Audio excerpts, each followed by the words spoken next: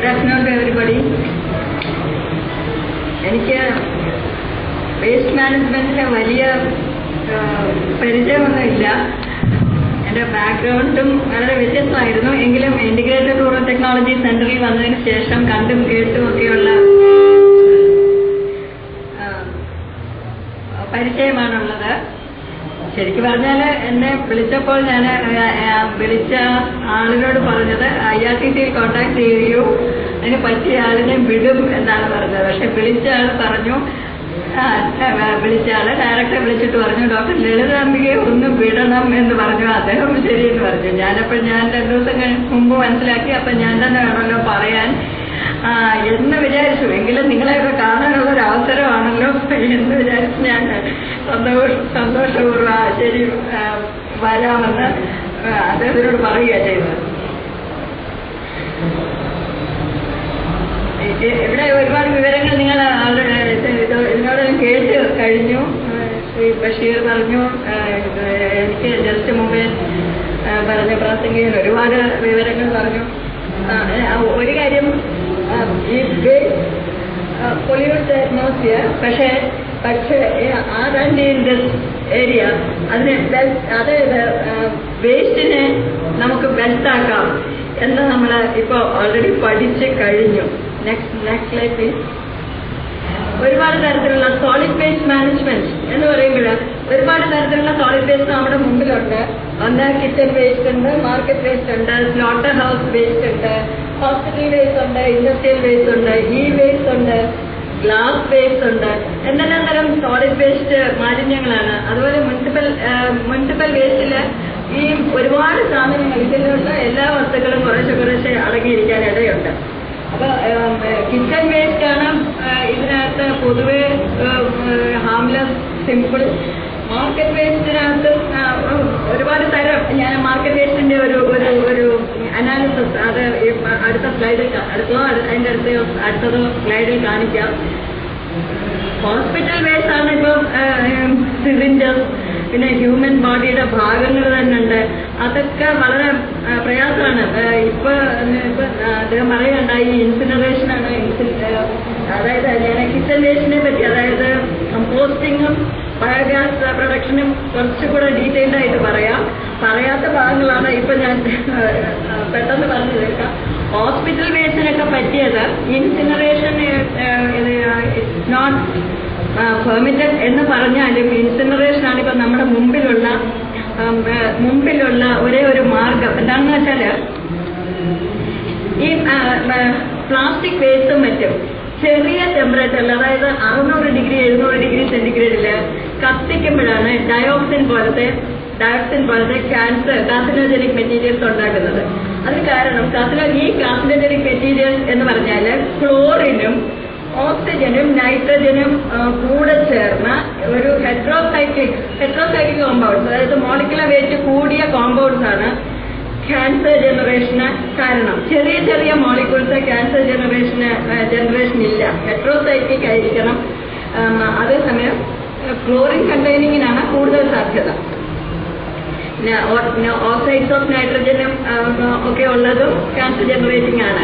അപ്പൊ ഈ 600 degree 700 degree സെന്റിഗ്രേഡിൽ ഇൻസിനറേറ്റ് ചെയ്യുമ്പോൾ, അതല്ലെങ്കിൽ നമ്മൾ കത്തിച്ച് കളയുമ്പോൾ നമ്മുടെ ഫുഡ് മെറ്റീരിയൽസിലും മറ്റുമുള്ള ക്ലോറിൻ ധാരാളം അതിനകത്ത് അടങ്ങിയിട്ടുണ്ട്. ഈ മറ്റ് ചെറിയ മോളിക്യൂൾ കൂടി ചേർന്ന് ഹെട്രോസൈക്ലിക് കോമ്പൗണ്ട്സ്, അതായത് കാർസിനോജനിക് മെറ്റീരിയൽസ് ഉണ്ടാകാനുള്ള സാധ്യത കൂടുതലുണ്ട്. അതേസമയം നമ്മൾ ഇൻസിനറേറ്ററിൽ ചെയ്യുകയാണെങ്കിൽ ഇൻസിനറേറ്ററിന് 1100 ഡിഗ്രിയിൽ തന്നെ ബേൺ ചെയ്യണം. 1200 ഡിഗ്രിയാണ് പ്രിഫറബിൾ. 1000 ഡിഗ്രിയുടെ മുകളിൽ കത്തിക്കുമ്പോൾ എന്താണ് സംഭവിക്കുന്നതെന്ന് വെച്ചാൽ ഈ മോളിക്യൂൾസ് എല്ലാം ബ്രേക്ക് ഡൗൺ ചെയ്ത് ഒന്നില ചെറിയ മോളിക്യൂളാകും, അല്ലെങ്കിൽ കാർബൺ ഡൈ ഓക്സൈഡും വാട്ടറുമാകും. അതുകൊണ്ട് ഈ കാർസിനോജനിക് മെറ്റീരിയൽ ഉണ്ടാകാനുള്ള സാധ്യത ഇല്ലാത്തത് കൊണ്ട് ഹോസ്പിറ്റൽ വേസ്റ്റ് ഒക്കെ ഇപ്പോഴ് ഇൻസിനറേഷനാണ് ഇപ്പൊ നമ്മുടെ മുമ്പിൽ കാണുന്ന ഒരു മാർഗം. ഇൻഡസ്ട്രിയൽ വേസ്റ്റ് എന്ന് പറഞ്ഞാൽ, അതായത് നമ്മുടെ കേരളത്തിലെ തെക്ക് മുതൽ വടക്ക് കാസർഗോഡ് വരെ പോയാൽ എത്ര ഇൻഡസ്ട്രിയൽ വേസ്റ്റ് എന്ന് പറഞ്ഞാൽ, അതായത് അത് ഒരു സോളിഡ് വേസ്റ്റ് ആണല്ലോ. നമ്മുടെ solid waste, industrial waste, Travancore titanium products മുതൽ എത്രയോ കാലമായിട്ട് പറഞ്ഞുകൊണ്ടിരിക്കുന്ന, ഇപ്പൊ കുറച്ചൊക്കെ മാറ്റം വന്നിട്ടുണ്ട്. ഇപ്പൊ അവയർനെസ് കൂടിയിട്ടുണ്ട്. എല്ലാ കമ്പനികൾക്കും കുറേയൊക്കെ മാലിന്യ സംസ്കരണത്തിനുള്ള ജോലികൾ ഏറ്റെടുക്കുന്നുണ്ട് എല്ലാവരും. ടൈറ്റാനിയം പ്രോഡക്ട്സിലെയും മറ്റും അസിഡിക് വാട്ടർ, അതുപോലെ തന്നെ അവിടുന്ന് തുറന്നു വരുന്ന sulphur dioxide, Travancore titanium TTP, അത് കഴിഞ്ഞ് അങ്ങോട്ട് വന്നാൽ KMML, Kerala minerals and metals limited, അവിടെ ഫെറിക് ഓക്സൈഡിന്റെ മറ്റും സ്ലഡ്ജ് ആണ്. അതിപ്പോ തമിഴ്നാട്ടിൽ കൊണ്ടുപോയി ബ്രിക്ക് ഉണ്ടാക്കുക, അങ്ങനെ അതൊരു പ്രശ്നമായിട്ടിരിക്കുകയാണ്. ഇൻഡസ്ട്രിയൽ വേസ്റ്റ് നമ്മൾ വളരെ നിസ്സാരമായിട്ട് ആണ് കരുതുന്നത്. എങ്കിലും അതിങ്ങോട്ട് വന്നാൽ ഹിന്ദുസ്ഥാൻ ലാറ്റക്സിന്റെ വേസ്റ്റ് എല്ലാ കമ്പനികൾക്കും വേസ്റ്റ് മെറ്റീരിയൽ ഉണ്ട്. പക്ഷെ നമ്മളുടെ നിയമങ്ങൾ, അതായത് വേസ്റ്റ് മെറ്റീരിയൽ സംസ്കരിക്കുന്നതും കൂടെ ഫാക്ടറിയുടെ പൂർണ്ണ ഉത്തരവാദിത്വമാണ്. ഇങ്ങനെ സീറോ വേസ്റ്റ് ആയിട്ടുള്ള ഒരു സിസ്റ്റത്തിൽ കൂടെ വേണം നമ്മളൊരു കമ്പനി ഓപ്പറേറ്റ് ചെയ്യാൻ. അങ്ങനെ ഒരു നിർബന്ധിത നിയമമൊന്നും ഇല്ലാത്തതുകൊണ്ട് ഒരു തരത്തിൽ പോകുന്നു, പ്രൊഡക്ഷൻ ഒരു തരത്തിൽ പോകുന്നു, മാലിന്യങ്ങൾ ഒരു തരത്തിൽ ഉണ്ടാക്കുന്നു. അത് പലതരത്തിലും നമ്മുടെ ജീവിതത്തിനെ ബാധിക്കുന്നുണ്ട്. ഇവിടെ അടുത്തുള്ള ഓസിൻ ഫാക്ടറിയെ പറ്റി കംപ്ലൈന്റ് ഉണ്ടായിരുന്നു. പിന്നെ കഞ്ചിക്കോടുള്ള പല ഫാക്ടറിയെ പറ്റി ഇൻഡസ്ട്രിയൽ വേസ്റ്റ് വെള്ളത്തിനകത്ത് ഡിസോൾവ് ചെയ്യുന്നത് എന്ന് വേണ്ട. അങ്ങനെ ഇൻഡസ്ട്രിയൽ വേസ്റ്റ് ഒരുപാട് തരത്തിലുള്ളത്. ഈ വേസ്റ്റ് ആണ്, അത് ആരെങ്കിലും പറയുമെന്നാണ് എനിക്ക് തോന്നുന്നത്. ഈ വേസ്റ്റ് അതായത് കമ്പ്യൂട്ടറൊക്കെ ഇപ്പൊ നമുക്ക് കമ്പ്യൂട്ടർ റിപ്പയർ ചെയ്യാന്ന് പറഞ്ഞാൽ ഒരു കമ്പ്യൂട്ടർ കളഞ്ഞ് വേറൊരു കമ്പ്യൂട്ടർ വാങ്ങി. അപ്പൊ ഇതിന്റെ കമ്പ്യൂട്ടറിന്റെ ഹാർഡ്വെയർ ഒക്കെ എന്താ ചെയ്യുന്നത്? അതിന്റെ ഒരുപാട് PCBs ഉണ്ട്, കവറൊക്കെ പോളിവിനൈൽ ക്ലോറൈഡ് കൊണ്ടും ഒക്കെ ഉണ്ടാക്കിയിരിക്കുന്നത് കൊണ്ട് വെറും പോളി എത്തിലീൻ അല്ലെങ്കിൽ പോളിത്തീൻ എന്ന് പറഞ്ഞാൽ പോളി എത്തിലീൻ, അതിനകത്ത് കാർബണും ഹൈഡ്രജനും മാത്രമേ ഉള്ളൂ. അത് കത്തിച്ച് കളയുന്നതിന് കുഴപ്പമില്ല. അത് കത്തിച്ചാല് കാർബൺ ഡൈ ഓക്സൈഡ് വാട്ടർ മാത്രമേ ഉണ്ടാവാൻ പറ്റുള്ളൂ, പോളിത്തീൻ. പക്ഷെ PVCയുടെ കേസ് അതല്ല. പോളിവിനൈൽ ക്ലോറൈഡ്, അത്തരം സാധനം നമ്മൾ കത്തിക്കുമ്പോഴാണ് ഈ കാർസിനോജൻസ് ഉണ്ടാകുന്നത്. ഈ കമ്പ്യൂട്ടർ കേസ് അതുപോലത്തെ ഈ അത്തരം PCBs മറ്റും ഇതുപോലത്തെ മാലിന്യത്തിൽ ഉൾപ്പെടുത്തിയിട്ടുള്ളതാണ്. അപ്പൊ അതും എങ്ങനെ സംസ്കരിക്കണം എന്നുള്ളത് ഇപ്പൊ ഞാൻ മനസ്സിലാക്കിയെടുത്തോളൂ. എനിക്ക് അത്രയ്ക്ക് അറിവില്ല. എങ്കിലും ഇൻസിനറേഷനാണ് അതിനും ഇപ്പോൾ കേരളത്തിൽ കണ്ടുവച്ചിട്ടുള്ള പ്രൊസീജിയർ. ഈ വേസ്റ്റ് സംസ്കരണം അത് PCBs അത് ഇളക്കി അതിനകത്ത് ഗോൾഡ് സാധനങ്ങളൊക്കെ ഉണ്ട്. ഓരോ ജോയിന്റുകളും ഗോൾഡ് വെച്ചിട്ടാണ് അത് സോൾഡർ ചെയ്തിരിക്കുന്നത്. അതൊക്കെ ഇളക്കി ഗോൾഡ് എക്സ്ട്രാക്ട് ചെയ്യാനുള്ള ടെക്നിക്കൊക്കെ നമ്മുടെ കയ്യിലുണ്ട്, ചെയ്യുന്നുമുണ്ട്. അതിന്റെ കഴിഞ്ഞ് പിന്നെ വരുന്ന ബോർഡും കവറും അത്തരം സാധനങ്ങളൊക്കെയാണ് നിർമ്മാർജ്ജനം ചെയ്യാൻ, അല്ലെങ്കിൽ ഡിസ്പോസ് ചെയ്യാൻ വലിയ ബുദ്ധിമുട്ടുള്ള സാധനങ്ങൾ.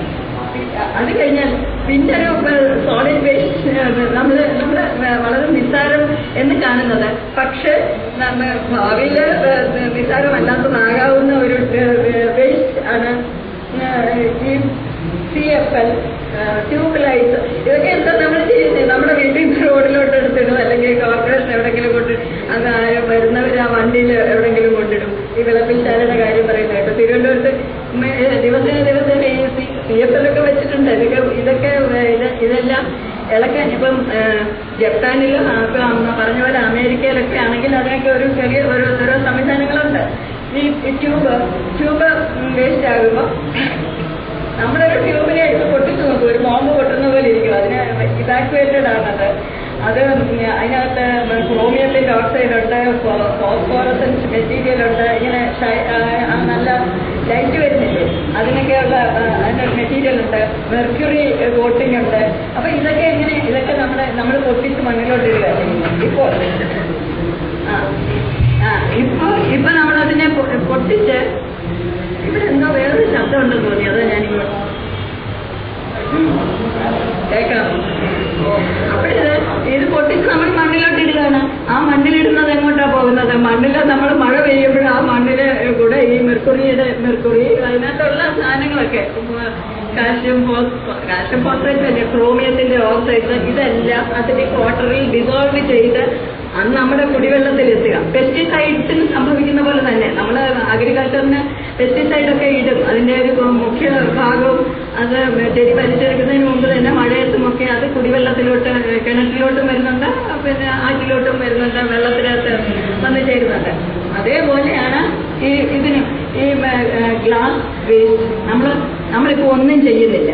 അത് പിന്നെ ജപ്പാൻ, അമേരിക്ക മുതലായ രാജ്യങ്ങളിലാണെങ്കിൽ ഈ ഗ്ലാസ് വേസ്റ്റ് വന്നാലും നമ്മൾ സെപ്പറേറ്റ് ആയിട്ട് അത് കൊടുത്തു കഴിഞ്ഞാൽ അതിനെ പൊട്ടിച്ച് ആസിഡിലിട്ട് അതിനകത്തെ സാധനങ്ങളൊക്കെ ഡിസോൾവ് ചെയ്യിച്ച് മാറ്റിയിട്ട് ഗ്ലാസ് മാത്രമായിട്ട്, എന്നിട്ട് ഡിസോൾവ് ചെയ്തിട്ട് ഇതിനെ ഓരോ ഓക്സൈഡിനെയും സെപ്പറേറ്റ് ആയിട്ട് മാറ്റി മാറ്റിയതിന് ശേഷം ആ വരുന്ന ഗ്ലാസ് മാത്രം റീസൈക്ലിങ്ങിന് പോകും. അങ്ങനൊരു സിസ്റ്റമുണ്ട്. പക്ഷെ നമ്മൾ ഇനി വളരെ മുമ്പോട്ട് പോകാൻ ഇത് മാലിന്യ നിർമ്മാർജ്ജനത്തിൽ വേസ്റ്റ് മാനേജ്മെന്റ് നമ്മൾ ഒരുപാട് ദൂരം പോകാനുണ്ട് എന്ന് പറയാനായിട്ട് ഞാൻ ഇത്രയും പറഞ്ഞതേ ഉള്ളൂ.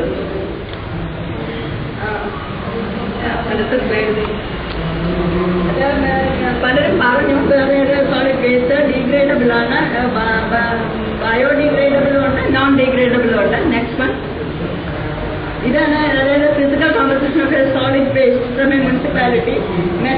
മെറ്റൽ ഉണ്ടാകാം, ഗ്ലാസ് ഉണ്ടാകാം, സിറാമിക് പോർസലൈൻ മെറ്റീരിയൽസ് ഉണ്ടാകാം, കമ്പോസിബിൾ മാറ്റർ ഉണ്ട് 70% ഉണ്ട്, പേപ്പർ ഉണ്ടാകാം, textile, leather, plastic, rubber, miscellaneous. ഇങ്ങനത്തെ ഒരു മിക്സറാണ് നമുക്ക് മുനിസിപ്പൽ വേസ്റ്റ് ആയിട്ട് കിട്ടുന്നത്.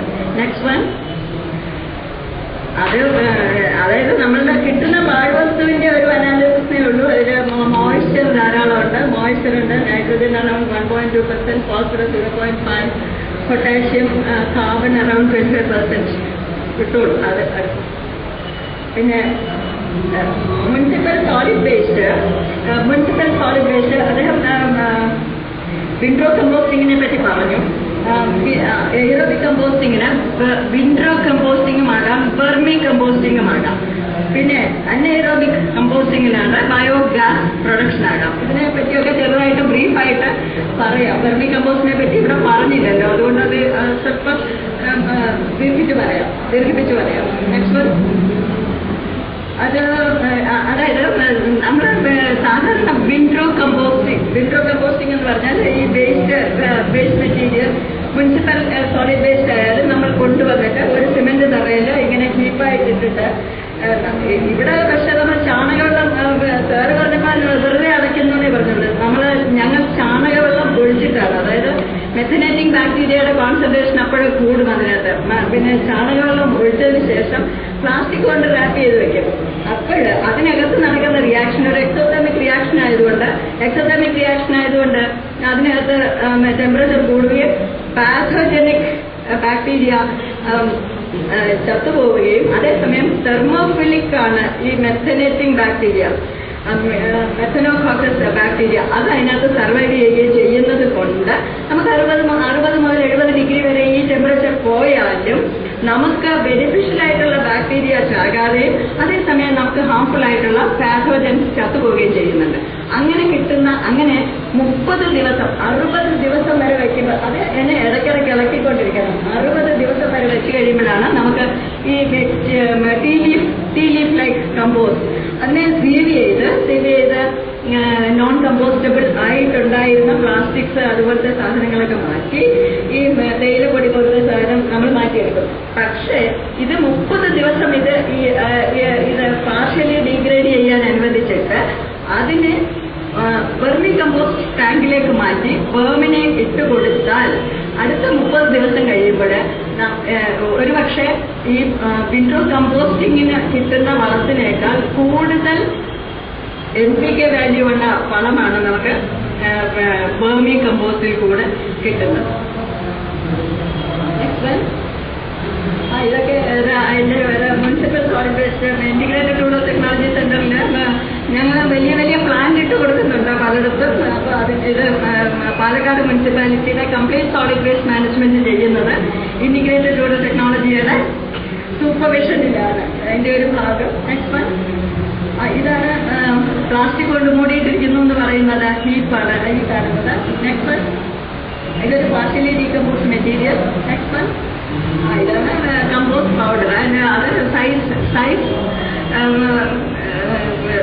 സൈസ് അനുസരിച്ചിട്ട് മാറ്റണം. അത് 0.5 to 2.5 മില്ലിമീറ്റർ ഡയാലുള്ള ഒരു സീഡിൽ കൂടെ, അങ്ങനെ ഒരു സീഡിൽ കൂടെ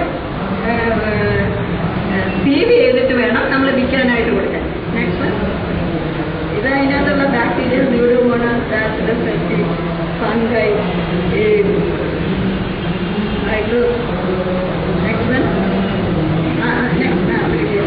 അതായത് characteristic compost obtained after 60 days. അതാണ് അതിന്റെ ക്യാരക്ടറിസ്റ്റിക്. അതായത് it will not have any odour, colour deep brown ആണ്, no obnoxious smell, size 5 to 10 mm, pH, അതായത് പിന്നെ NPK value, total carbon content around 25%, total nitrogen content 1.2 to 1.6%, phosphorus 0.4.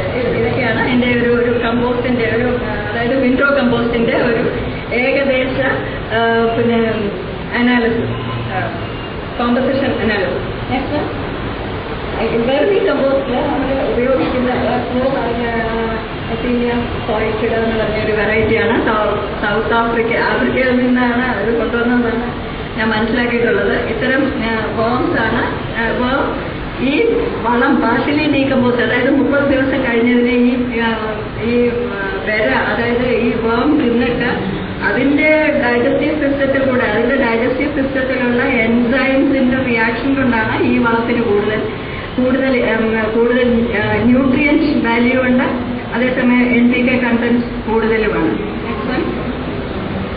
ഇത് IRDC ഉണ്ടാക്കിയിരിക്കുന്ന ഒരു മൺപാത്രമാണ്. മൺപാത്രത്തിന് താഴെ ഒരു ബോൺസായിയുടെ ഒരു പ്ലേറ്റ് പോലത്തെ ഒരെണ്ണമുണ്ട്. അതിനകത്താണ് ഒരു 2 അടി ഇത്ര പൊക്കമുള്ള ഈ മൺപാത്രം വെച്ചിരിക്കുന്നത്. മൺപാത്രത്തിന്റെ താഴെ നനഞ്ഞ തൊണ്ടൊക്കെ ഇട്ട് വെച്ചതിന് ശേഷം അതിനൊരു വെച്ചിട്ട് അതിന്റെ പുറത്ത് ഈ പാർഷ്യലി ഡീകമ്പോസ്റ്റ് മെറ്റീരിയൽ ഇട്ടിട്ട് അതിന്റെ പുറത്താണ് ഈ വേമിനെ ഇട്ടിട്ട് അതിന്റെ പുറത്ത് വീണ്ടും ആ പാർഷ്യലി ഡീകമ്പോസ്റ്റ് മെറ്റീരിയൽ കൊണ്ട് വെച്ചിട്ട് അടച്ചു വെച്ചിരുന്നാൽ മതി ഒരു 30 days. അതിന്റെ പുറത്ത് അടുക്കളയുടെ മൂലയ്ക്ക് ഇത് വെക്കുകയാണെങ്കിൽ അതിനകത്തോട്ട് വെജിറ്റബിൾ വേസ്റ്റും ഒക്കെ ഇങ്ങനെ ഇട്ട് കൊടുത്തോണ്ടേ ഇരിക്കാം. അതിന് ഒരു സ്മെല്ലും ഉണ്ടാവില്ല. കുറച്ച് ദിവസം കഴിയുമ്പോൾ അതിനൊക്കെ കുടഞ്ഞിട്ട് കഴിയുമ്പം ഈ വേരെയൊക്കെ താഴോട്ട് പോകും. നമുക്ക് മോളിൽ നിന്നുള്ള 2 എണ്ണം വേണം. ഇത് വീട്ടിൽ ചെയ്യുകയാണെങ്കിൽ 2 എണ്ണം വേണം. അതായത് നമ്മൾ 1 മാസത്തെ വെജിറ്റബിൾ വേസ്റ്റ് ഒക്കെ ഇട്ട് വെച്ചിട്ട് അതിനെ അടച്ചു വെച്ചു. വെള്ളം കുറഞ്ഞാൽ മാത്രം മതി അനയ്ക്ക്. അത് കഴിയുമ്പോൾ പിന്നെ അതിനെ അനക്കാതെ അവിടെ വെച്ചിട്ട് അത് 10-15 ദിവസം അനക്കാതെ വെച്ചേക്കാം. അപ്പോൾ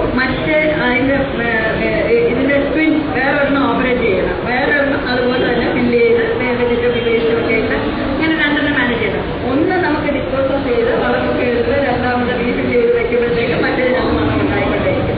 അങ്ങനെ കണ്ടിന്യൂസ് ആയിട്ട് കിച്ചണിട്ട് വെക്കാൻ ഐഡിയൽ ആയിട്ടുള്ള ഒരു സിസ്റ്റമാണിത്. നെക്സ്റ്റ് വൺ, അതിന്റെ ഒരു പൂർണ്ണ രൂപം അടച്ചു വെച്ചേക്കാം. അടുക്കളയിൽ അതിന്റെ മുകളിലൊരു നല്ല ഭംഗിയുള്ള തുണിയൊക്കെ വിരിച്ച് ഒരു ഫ്ലവർ പോട്ടൊക്കെ അതിന്റെ മുകളിൽ വെച്ചാൽ നല്ലൊരു അലങ്കാര വസ്തു പോലെ അടുക്കളയുടെ മുകളിൽ ഇരിക്കുകയും ചെയ്യും. At the same time vermi കമ്പോസ്റ്റിന്റെ പോട്ടാണ്. അതിനൊരു മണവും കാണില്ല, നല്ല ഒന്നാമതൊരു വളവും കിട്ടും ഗാർഡന് വേണ്ടത്. IRDC വന്നാൽ ഇതൊക്കെ കാണാം. നെക്സ്റ്റ് വൺ, ഇത് വീട്ടിലും ഇങ്ങനെ നമുക്ക് കൊച്ചു ട്രെയിൽ വെച്ചിട്ട്, പ്ലാസ്റ്റിക് ട്രെയിൽ വെച്ചിട്ട് നമുക്ക് ചെയ്യാനൊരു സാധ്യത ഉണ്ടെന്ന് കാണിക്കാണ്. ആക്ച്വലി ഇത് നമ്മുടെ IRDC തന്നെ ഞങ്ങൾ ചെയ്യുന്ന വെർമി കമ്പോസ്റ്റിന്റെ ഒരു ഇത്തിരി വലിയൊരു വെർമി കമ്പോസ്റ്റിന്റെ ഒരു ടാങ്ക്, 4-5 അടി നീളം 2-3 അടി പൊക്കവും ഒക്കെ ഉള്ള ഒരു ടാങ്ക്. ഇവിടെ നമ്മൾ ലാർജ് സ്കെയിലിൽ അതായത് ചാലക്കുടി ആൻഡ് പാലക്കാട് മുനിസിപ്പാലിറ്റിക്ക് 10 ton 10 tons per day capacity, 10 ടണ്ണാണ് ഒരു ദിവസത്തെ വേസ്റ്റ്. ഈ 10 ടണ്ണ് പെർ ഡേ നമ്മള് പാലക്കാട്ട് ചന്ദ്രനഗറിന്റെ അടുത്ത് ഒരു കുറെ ഏക്കർ സ്ഥലമുണ്ട്. അവിടെ പ്ലാന്റ് കൺസ്ട്രക്ട് ചെയ്ത് ഓപ്പറേറ്റ് ചെയ്ത് വളം ഉണ്ടാക്കി വളം വിറ്റോണ്ടിരിക്കുകയാണ്. ഇപ്പം 1-2-3 ടൺ വെച്ചിട്ട് വളം വിറ്റോണ്ടേയിരിക്കുകയാണ്. അപ്പൊ ഇപ്പോഴാണെങ്കിൽ വെറും 4 രൂപ കിലോയ്ക്ക് 4 രൂപയ്ക്കാണ് ഇപ്പോൾ കൊടുത്തുകൊണ്ടിരിക്കുന്നത്. പാലക്കാട് മുനിസിപ്പാലിറ്റി നമുക്ക് ഒരു ഇത് മാനേജ് ചെയ്യാൻ ഒന്നോ രണ്ടോ കൊല്ലം, ആദ്യം 1 കൊല്ലം എന്നാ പറഞ്ഞത്, 1 കൊല്ലം കംപ്ലീറ്റ്, അതായത് പ്ലാന്റ് സെറ്റ് ചെയ്ത് 10 ടൺ ദിവസേന വരുന്നതിനെ ഓപ്പറേറ്റ് ചെയ്ത് വളമാക്കി വളത്തിന്റെ വിൽപ്പന വരെ സ്ട്രീം ലൈൻ ചെയ്തതിന് ശേഷം ഈ പ്ലാന്റ് അതോടുകൂടി മുനിസിപ്പാലിറ്റിക്ക് ഹാൻഡ് ഓവർ ചെയ്യണം എന്നാണ് പറഞ്ഞത്. ഇപ്പൊ 1 കൊല്ലം കഴിഞ്ഞു, പിന്നെ ഇനി 1 കൊല്ലം കൂടെ IRTC ചെയ്യട്ടെ എന്ന് പറഞ്ഞപ്പോ അത് നീട്ടി വെച്ചിരിക്കുകയാണ്. ഇപ്പൊ 2ാമത്തെ കൊല്ലം ഓടിക്കൊണ്ടിരിക്കുകയാണ്. പാലക്കാട് മുനിസിപ്പാലിറ്റിയുടെ ഇപ്പൊ ചെയ്തുകൊണ്ടിരിക്കുന്നു. ചാലക്കുടി മുനിസിപ്പാലിറ്റിയുടെ നേരത്തെ ചെയ്ത് ഹാൻഡ് ഓവർ ചെയ്തിരുന്നു. വേതന, കോങ്ങാട്, പുൽപ്പരിയാരം ഇതൊക്കെ ഗ്രാമപഞ്ചായത്ത് കൊച്ചു ഒരു ടോട്ടൽ ഒരു 5 ലക്ഷം രൂപയുടെ ചെലവ് വരുള്ളൂ. ഒരു കമ്പോസ്റ്റ് പ്ലാന്റ് ഇടാൻ ഒരു 2000 സ്ക്വയർ ഫീറ്റ് പ്ലിന്ത് ഏരിയ കാണും എല്ലാത്തിനും കൂടെ കൊണ്ടിടാനും. അപ്പോഴൊക്കെ നമ്മുടെ പ്ലാന്റിലൊക്കെ പോയി ചുമ്മാ ഇടയ്ക്ക് നോക്കുമ്പോൾ നമുക്ക് വളരെ ഡിസ്റ്റർബിംഗ് ആയിട്ടുള്ള എങ്ങനെയാണെന്ന് വെച്ചാൽ ഈ ചപ്പ് കൊടുക്കുന്നവർക്കോ, അതായത് നമ്മുടെ വീട്ടിൽ നിന്നാണല്ലോ ആദ്യം അത് കൊടുക്കുന്നവർക്കോ അല്ലെങ്കിൽ കളക്ട് ചെയ്തുകൊണ്ട് വരുന്നവർക്കോ ഒരു സ്വയമായിട്ട് ഹ്യൂമൻ ബിഹേവിയർ എന്ന് പറഞ്ഞ അത് ആദ്യം വന്നെങ്കിൽ ഇതൊക്കെ കല്ലും കട്ടയും ഗ്ലാസും ഇതൊക്കെ കൂടെ എടുത്തിട്ട് ഇതിനകത്ത് കൊടുക്കും. അത് നന്നായിട്ട് സെപ്പറേറ്റ്. ഇപ്പൊ നമ്മള് വീട്ടിലാണ് കുറെ ഫാസ്റ്റ് ഫുഡ് വാങ്ങിക്കുന്നുണ്ട്, അത് വാങ്ങിക്കുന്നത്. അപ്പൊ പ്ലാസ്റ്റിക് ഒക്കെ ഒന്ന് സോപ്പിട്ടൊക്കെ കഴുകി പ്രത്യേകം വെക്കുക. അത് ഇവരുടെ കയ്യിലോട്ട് കൊടുക്കാതിരിക്കുക. ബയോഡിഗ്രേഡബിൾ മാത്രം കൊടുക്കുക. അല്ലെങ്കിൽ ഗ്ലാസും ബൾബും ഒക്കെ പൊട്ടിച്ചതും ഒക്കെ ഇതിന്റെ കൂടെ ഒക്കെ ഇട്ട് കൊടുക്കാതിരിക്കുക. ഇങ്ങനെയൊക്കെ ഒന്നാമത് അവരുടെ കൈ മുറിയും. കൈ കൊണ്ടൊക്കെ ഗ്ലൗസ് ഇട്ടിട്ടുണ്ടെങ്കിൽ അവർ കൈ കൊണ്ടാണ് എടുക്കുന്നത്. പിന്നെ സഹിക്കാൻ വയ്യാത്തല്ലേ, ഇതിനകത്തെ 60-70% മാത്രമേ 60% തിയററ്റിക്കലി പറയുന്നു. അതേ ഉള്ളൂ ബയോഡിഗ്രേഡബിൾ, അത് മാത്രമേ വളമാവുള്ളൂ. ബാക്കി ഈ 40% ഈ ഇപ്പൊ കണ്ട മെഷീനറിയിലെല്ലാം കൂടെ കയറി ഇറങ്ങി എനർജി നഷ്ടം അവസാനം കിട്ടുന്ന അപ്പൊ ഇതെല്ലാം നമ്മൾ ഇനിഷ്യൽ കളക്ഷനിൽ ഉള്ള ശ്രദ്ധയില്ലായ്മ കൊണ്ടാണ് അതിങ്ങനെ ക്യാരി പോകാനായിട്ട്. കല്ലും കട്ടയും ഗ്ലാസും ഒക്കെയാണ് ഈ സോർട്ടിങ് സ്ഥലത്ത് കൊണ്ടിട്ടാൽ ആളുകൾ ഈ ലേഡീസ് ഇരുന്ന് ഇങ്ങനെ ഓരോ ദിവസം ഇങ്ങനെ ആക്കിക്കൊണ്ടിരിക്കണം, ഈ സെപ്പറേറ്റ് ചെയ്തുകൊണ്ടിരിക്കണം. പക്ഷെ ഹ്യൂമൻലി ഇമ്പോസിബിൾ, ഇത്രയും സെപ്പറേറ്റ് ചെയ്യാൻ ഹ്യൂമൻലി ഇമ്പോസിബിൾ. അൺലെസ് നമ്മൾ തന്നെ അടുക്കളയിൽ നിന്ന് റോഡിൽ കൊണ്ടിടുമ്പോ അതിന്ന് അവിടുന്ന് മൺവെട്ടിയൊക്കെ വെച്ച് വെട്ടി മണ്ണും ഇതും കൂടെ ഒക്കെ ലോറിക്കകത്ത് കയറ്റുന്നതിന് പകരം ഈ പ്ലാസ്റ്റിക് കൊണ്ട് എറിയുന്നു എന്നുള്ളതാണ് സത്യം. പിന്നെ അത് മാത്രം എടുത്തിട്ട് ലോറി കൊണ്ടുവരിക അതുമല്ല, അവര് അവരുടേതായ കുറെ കല്ലും മണ്ണും കൂടെ ഒക്കെ അതിനകത്ത് ഇട്ടുകൊണ്ട് വരും. അതിന്റെ ഭവിഷ്യത്ത് എന്താണെന്ന് വെച്ചാല് നമ്മൾ ഈ വളം ഉണ്ടാക്കി കഴിയുമ്പോൾ അതിനകത്ത് ഒരുപാട് മണ്ണ് വരും. ഈ TV കൂടെ സെപ്പറേറ്റ് ചെയ്താലും മണ്ണൊക്കെ വളത്തിനകത്ത് വരില്ലേ.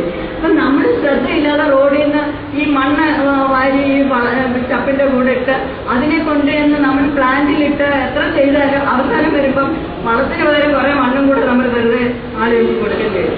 ഈ മണ്ണിന്റെ വെറുതെ ഒരു ഫലവും ഇല്ലാത്ത അതിന്റെയൊക്കെ കാരണം എന്ന് വെച്ചാൽ കളക്ഷനില് ശ്രദ്ധയില്ല.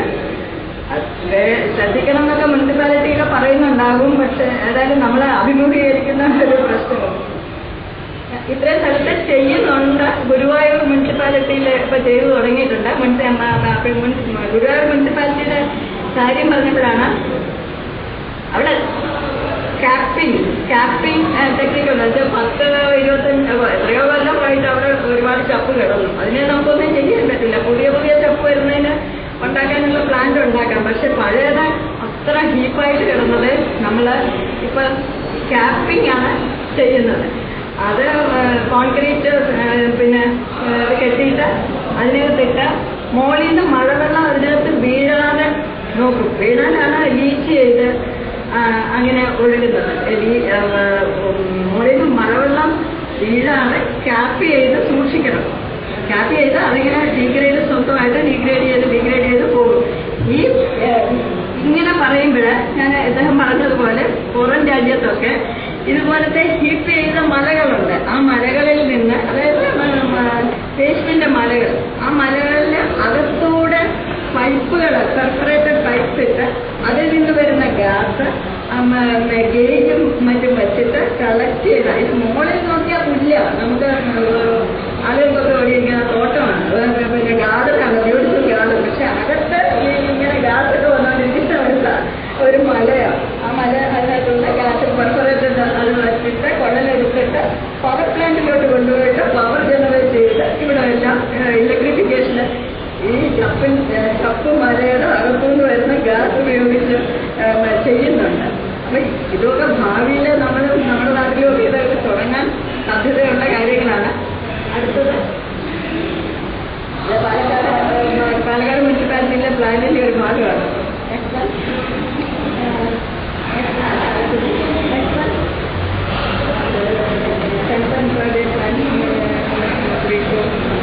Okay, next one.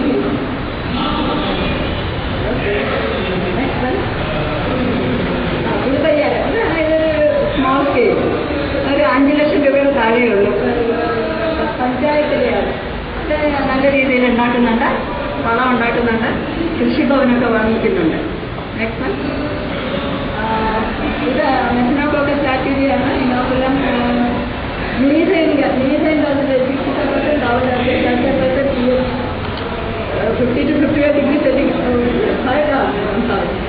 ബയോഗ്യാസ് പ്രൊഡക്ഷനാണ്. അതിനെപ്പറ്റി അത്രയ്ക്ക് അപ്പം 2 ടൈപ്പ് സോളിഡ് ശബ്ദം കാരണം ഒരു രക്ഷയില്ല.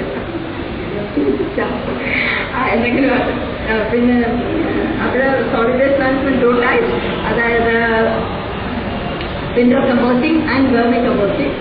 അത് കഴിഞ്ഞാൽ ബയോഗ്യാസ് ആണ് വേറെ ഒരു സോളിഡ് വേസ്റ്റ് മാനേജ്മെന്റിന് പറ്റിയ വേറൊരു മാർഗം. ബയോഗ്യാസ് പ്രൊഡക്ഷനാണ്. അതിന്റെ കണ്ടീഷൻസ് ആണ് ഈ പറഞ്ഞിരിക്കുന്നത്. കിട്ടുന്ന ഗ്യാസാണ് 65% മീഥൈൻ, കാർബൺ ഡയോക്സൈഡ് 35%. ഇത് ഉണ്ടാക്കിയിട്ടുള്ള ഒരു ബയോഗ്യാസ് പ്ലാന്റ് ആണ്. അത് നമ്മൾ 500 ലിറ്റേഴ്സിന് ഉണ്ടാക്കുന്നുണ്ട്, 1000 ലിറ്റേഴ്സിന് ഉണ്ടാക്കുന്നുണ്ട്. വലിയ വലിയ കില പോലത്തെ ഞങ്ങളുടെ അവിടെ തന്നെ 6 മീറ്റർ ക്യൂബിന്റെ ഒരെണ്ണമുണ്ട്. ഇപ്പോഴും അവിടെ പ്രൊഡക്ഷൻ നടന്നുകൊണ്ടിരിക്കുന്നുണ്ട്, ലാർജ് സ്കെയിൽ പ്രൊഡക്ഷൻ ഉണ്ട്. കിലയിൽ വെച്ചു കൊടുത്തിട്ടുണ്ട്. തൃശ്ശൂര് കിലയിൽ പോയാൽ അവിടെ വെച്ചു കൊടുത്തിട്ടുള്ള പ്ലാന്റ് കാണാം. ഇതിന് ഏതാണ്ട് 10,000 rupees വരും.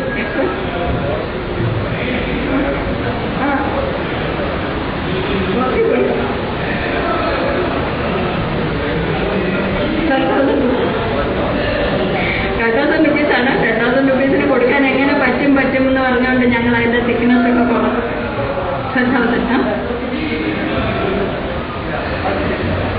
1000 ലിറ്റർ വെരി ലൈറ്റ്. ഇത് you must know about it. ഇത് കണ്ടാലൊരു കോഫി ടൈപ്പ് കൊടുത്ത് കണ്ടിട്ട്, പക്ഷേ ഇത് ഇന്ത്യൻ ഇൻസ്റ്റിറ്റ്യൂട്ട് ഓഫ് ടെക്നോളജിയിൽ വികസിപ്പിച്ചെടുത്ത, അത് ഇന്ത്യൻ ഇൻസ്റ്റിറ്റ്യൂട്ട് ഓഫ് ടെക്നോളജി അല്ല, Indian institute of science Bangalore, IISc ബാംഗ്ലൂരിൽ വികസിപ്പിച്ചെടുത്ത ഒരു ടെക്നോളജിയാണ്. ഡോക്ടർ ചാണക്യ അദ്ദേഹത്തിന്റെ നേതൃത്വത്തിലാണ്. ഇത് കംപ്ലീറ്റ് ഇല കൊണ്ട് വർക്ക് ചെയ്യുന്നതാണ്. അതായത് നമ്മുടെ അവിടെ ഇഷ്ടംപോലെ റബ്ബർ ഇല, അല്ലെങ്കിൽ എല്ലായിടത്തും ഉണ്ടല്ലോ ഇല എല്ലാം കൂടി എടുത്ത് ഞാൻ പറയാം, കാണിച്ചു തരാം.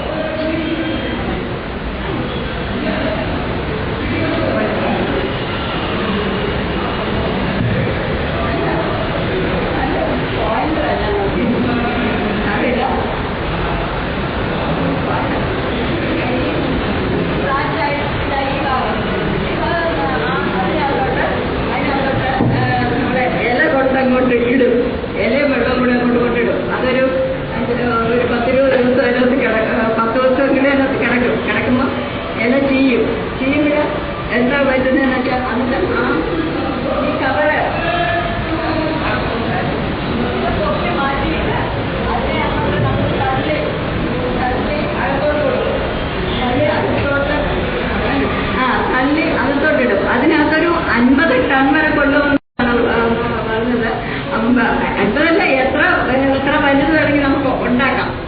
പക്ഷെ ഞങ്ങൾ ദിവസേന ഒരു 25 കിലോ ഇല എന്ന് പറഞ്ഞാൽ ഒരുപാടുണ്ടാവും. 25 കിലോ ഇലയൊക്കെ അതിനകത്ത് എടുത്തിടാം. എന്നിട്ട് അതിനകത്തുനിന്ന് വരുന്ന ഒരു